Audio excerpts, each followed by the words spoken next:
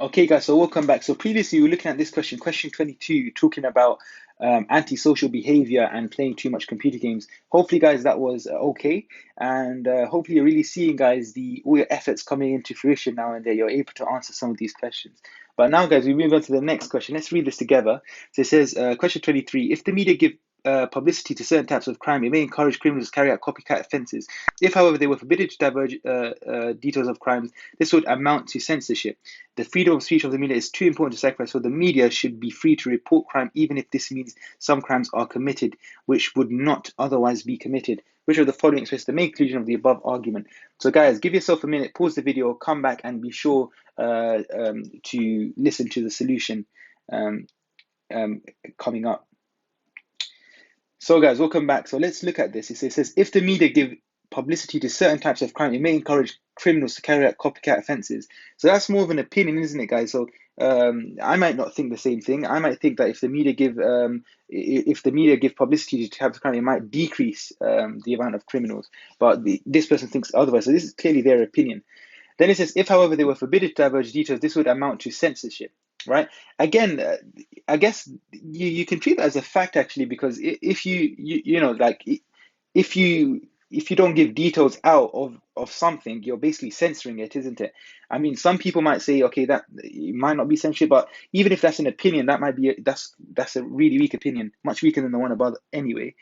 Um, so we could cross this one out. So it says the freedom of speech for me is too important to sacrifice. So the media should be free to report crime, even if this means some crimes are committed which should not otherwise be committed. So clearly, guys, we could hopefully you can understand now, guys, that we can just cross out the first one because this is a strong opinion because of this. It should, it would, it must do this. You need to do this, right? This is really demanding language. This is indicative of a strong conclusion. So the conclusion basically here is that the media should not report, should be free. So the media should be free to report crime, even if this means more crimes are committed, right? So that's the conclusion here. So let's see which one fits best that. Because there's publicity about crimes can encourage others to commit similar offences. Yes, it mentioned that somewhere, but that's not the overarching thing, the overarching purpose the person wrote this passage, isn't it? And the censorship of the media would reduce the crime rate. Um, censorship, what does it say about it? If, however, they were forbidden to divulge, this would amount to censorship. So it doesn't really say anything about censorship reducing the crime rate, so does it? You're kind of inferring that because what he's trying to say in the first sentence is that if you make it public, then you get copycat offenses. So that means if you don't make it public, surely that means that you don't get the copycat offense. So that would reduce it. But to make that assumption, guys, you're kind of processing something in your head. It doesn't say that black and white on the passage, so this can't be it. And then it says the media should be permitted to report crimes even if other crimes obviously result from this reporting. That's clearly fits exactly what we've just said over there, isn't it? That you should still report the crimes even if this means that you're going to get copycat offences. So this is really good. I'm pretty confident this is the answer, but let's just go through the other ones. So the media should not report all the details of the crime. It's actually saying the opposite of that, isn't it? It's saying you should report the details of the crime because of the freedom of speech. Freedom of speech is a right that is too important to give up. It says it's too important that it says that there, guys, but remember that's just referring to a really particular point of the passage, right? Not the overarching idea. So hopefully, guys, you can understand that's X. So hopefully, guys, you can understand why C is the answer. So this is one of the more manageable ones, guys. I hope, and hopefully that has made sense, guys, and hopefully you can really see your efforts paying off now. I'll see you then, guys, in the next clip where we go over another question.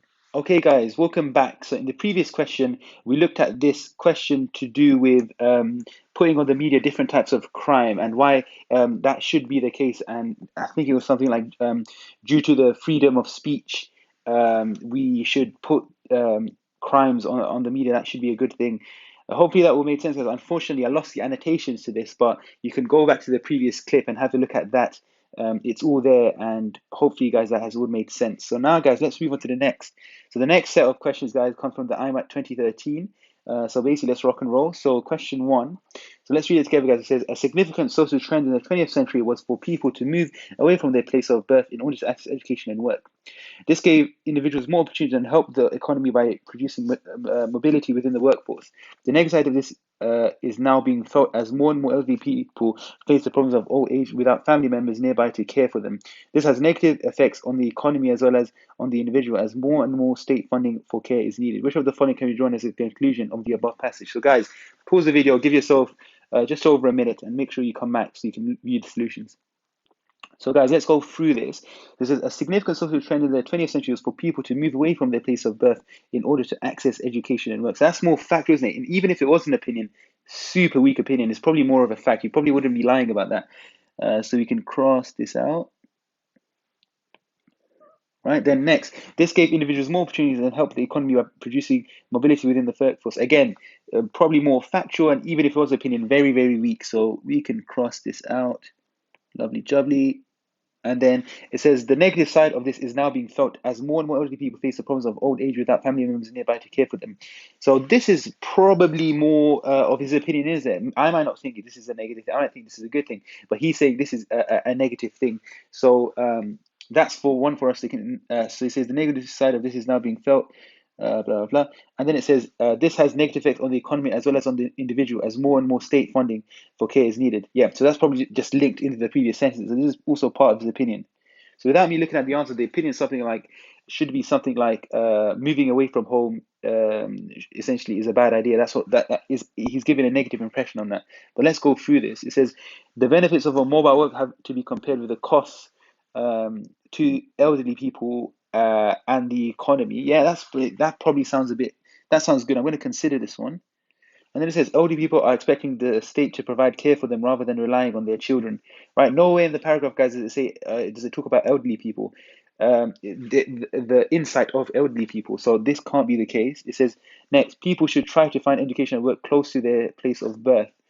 Um, Here, yeah, I mean, what is, I mean, we can, anyways, we can consider this one. We'll come back to that. And then D says the state should provide care for elderly people to make mobility of the workforce possible.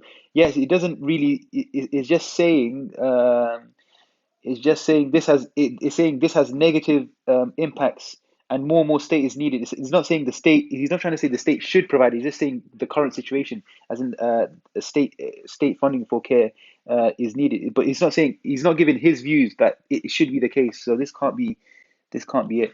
Then it says people should make caring for the elderly people a priority over choice of work opportunities. Nowhere in the paragraph, guys, does it say that you should prioritize old people rather than your own work. It's just saying because of this, this is it's saying because of this is something you have to sacrifice. It's not saying that you should care for your elders more, but just saying this is a sacrifice you're going to have to make. So this can't be it. So now, guys, it's between A and C. So let's try to eliminate C. People should try to find education and work close to their place of birth. It does imply that, guys, but remember, it should say black and white. If it doesn't say black and white in that paragraph, that people should try find, and that's quite strong language, isn't it? People should. He doesn't really put that there. He gives that idea, he gives that vibe, but he doesn't say that anywhere there, so it can't be it. So I'm going for, guys, A, and I hope you guys would agree A is the correct answer. So hopefully, guys, that was useful, and look forward to seeing you in the next question. So previously, we looked at this question to do with social mobility, moving for work, and also care for old people. Hopefully, guys, that wasn't too problematic. This is probably one of the questions, guys. Remember, this is one of the questions where it's quite clear what the opinion is, but then you're sometimes torn between options. But hopefully, that wasn't too difficult. Next, guys, we go on to question 3. So let's read this together. So it says there's an increasing number of historical or significant buildings in the UK which are said to be at risk. Without a change in the law, most of these are doomed to crumble into the ground. This is because these are no longer structurally sound. The existing structural renovation laws mean that they are too expensive or impractical for private individuals or developers to renovate or repair. There are certainly people out there who would be willing to maintain these buildings if they could use more modern and less expensive techniques and materials. Surely it is better to sacrifice some of the original building character rather than lose the entire structure. Then it says, which of the following best expresses the main conclusion of the above argument? So guys, give yourself just over a minute, come back and we can go through the solutions. So guys, we'll come back. So let's go through this. So it says there's an increasing number of historical or significant buildings in the UK which are said to be at risk. So that's more of a fact, because they're just stating the obvious there, right? So This is all fact. And it says, without a change in the law, most of these buildings are doomed to crumble into the ground. So that's more of his opinion, isn't it? Saying he's trying to say, if you don't change this is going to happen, right? So this so far for sure is going to be the strongest opinion.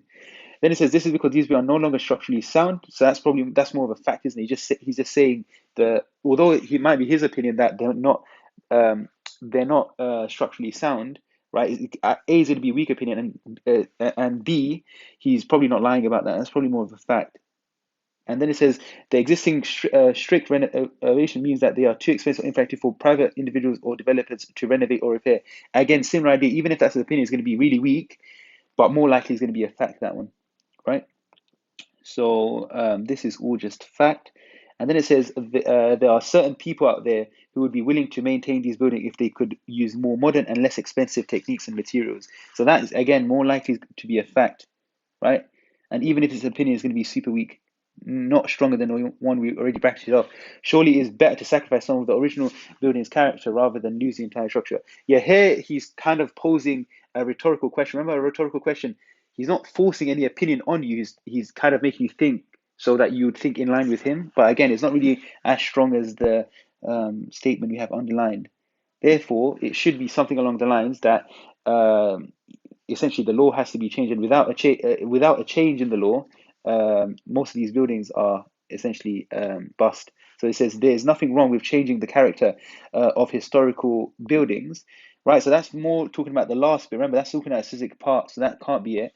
Average buildings need to be renovated according to strict rules. Um, that's just stating the current rules, isn't it? The current rules is that you have to. There are strict. That's the current rules. But he's trying to say we need a change in these, so it can't be this one. A change in law is needed if we hope to preserve more at-risk buildings. Yeah, that fits it quite well, isn't it? So let's bracket this off so far. And existing laws make at-risk buildings too expensive for most developers. Yeah, he does say that.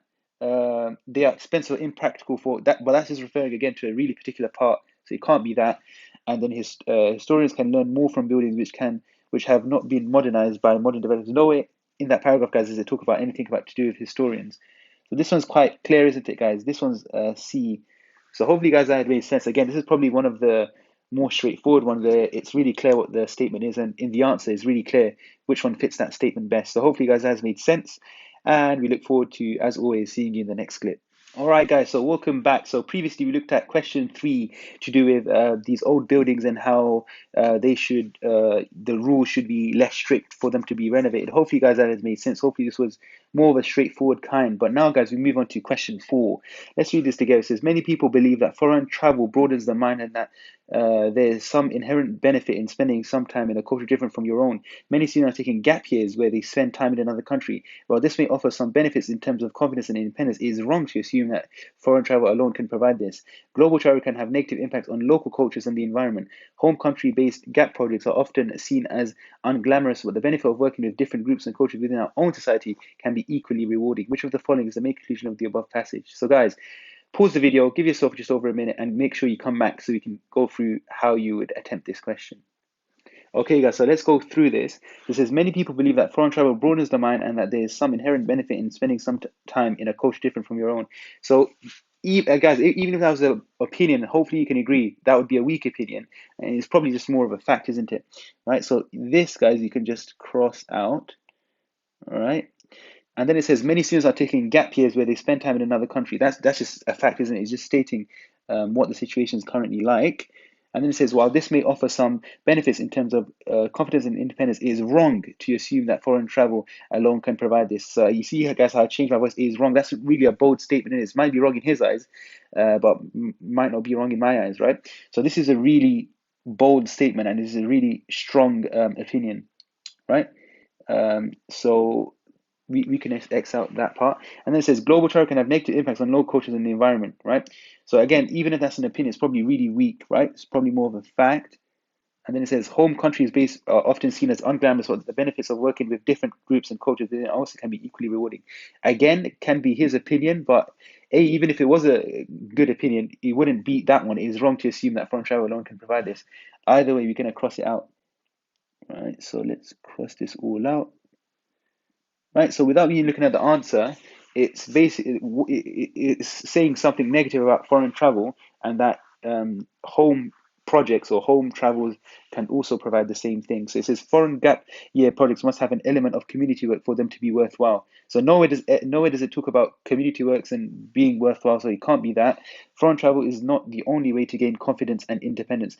Yes, it does talk about confidence and independence there, but and that's just talking about really particular parts. It can't be that. Project within our own site can be rewarding as foreign travel. Yep. So this is probably more of it, isn't it? I'm going to put that down as the best one.